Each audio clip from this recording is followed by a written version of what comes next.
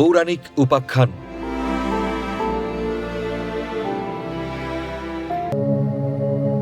কৃপাচার্য কে ছিলেন? কেন তাকে চিরঞ্জীবী বলা হয়? কৃপাচার্য মহাভারতের এক অন্যতম প্রধান চরিত্র, যিনি কুরুরাজ্যের কুলগুরু এবং পাণ্ডব কৌরবদের অস্ত্র শিক্ষক ছিলেন। তিনি শারদান ও জনপদীর পুত্র এবং অশ্বত্থামার মামা। তিনি অত্যন্ত নীতিবান, পরম জ্ঞানী ও কুরুক্ষেত্রের যুদ্ধে কৌরবদের পক্ষে লড়া এক অমর যোদ্ধা ছিলেন। তিনি ঋষি গৌতমের পৌত্র এবং ঋষি শরদান ও অপ্সরা জনপদীর পুত্র, যিনি জন্ম থেকেই ধনুর্বিদ্যায় পারদর্শী ছিলেন। রাজা শান্তনু তাকে ও তার যমজ বোন কৃপিকে বন থেকে খুঁজে পান এবং লালন পালন করেন। কৃপাচার্যের বোন কৃপির সাথে গুরু দ্রোণাচার্যের বিবাহ হয়েছিল।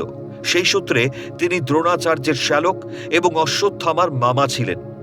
কুরুক্ষেত্রের যুদ্ধের পূর্বে তিনি হস্তিনাপুরের রাজকুমারদের অস্ত্র শিক্ষা ও বেদের জ্ঞান প্রদান করতেন। তিনি পাণ্ডব ও কৌরব রাজকুমারদের প্রথম অস্ত্রগুরু ছিলেন।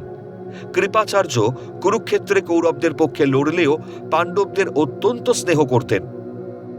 যুদ্ধের শেষে কৌরব পক্ষের যে তিনজন যোদ্ধা জীবিত ছিলেন, কৃপাচার্য ছিলেন তাদের মধ্যে অন্যতম। বাকি দুজন হলেন অশ্বত্থামা ও কৃতবর্মা। তিনি কৌরব পক্ষে থাকলেও যুদ্ধে নিরপেক্ষতার সাথে তার ভূমিকা পালন করেছিলেন এবং অর্জুনের পৌত্র পরীক্ষিতের গুরু হিসেবে নিযুক্ত হন।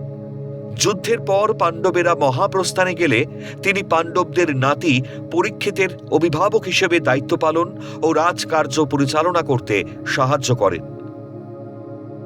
কৃপাচার্য কেন অমরত্বের বর পেয়েছিলেন? হিন্দু পুরাণ ও মহাভারত অনুসারে কৃপাচার্য অমরত্ব বা চিরঞ্জীবী হওয়ার বর পেয়েছিলেন। তিনি হিন্দু ধর্মের ৮ জন চিরঞ্জীবীর একজন, যারা বর্তমান কলিযুগ শেষ না হওয়া পর্যন্ত পৃথিবীতে জীবিত থাকবেন বলে বিশ্বাস করা হয়। কুরুক্ষেত্র যুদ্ধে কৌরবদের পক্ষে যুদ্ধ করলেও কৃপাচার্য ছিলেন অত্যন্ত নিরপেক্ষ এবং ন্যায়পরায়ণ। তিনি কখনো অন্যায়কে প্রশ্রয় দেননি এবং যুদ্ধের নিয়মাবলী কঠোরভাবে মেনে চলেছিলেন। এই কারণেই মহাভারতের যুদ্ধ শেষে কৃপাচার্যের মহানুভবতা, সত্যনিষ্ঠা এবং জ্ঞানের প্রতি গভীর শ্রদ্ধা দেখে ভগবান শ্রীকৃষ্ণ তাকে অমরত্বের বর প্রদান করেন। কোনো কোনো মতে শিব তাকে অমরত্বের বর দিয়ে আশীর্বাদ প্রদান করেছিলেন, কারণ তিনি ছিলেন একজন ঋষির পুত্র এবং পরম জ্ঞানবান।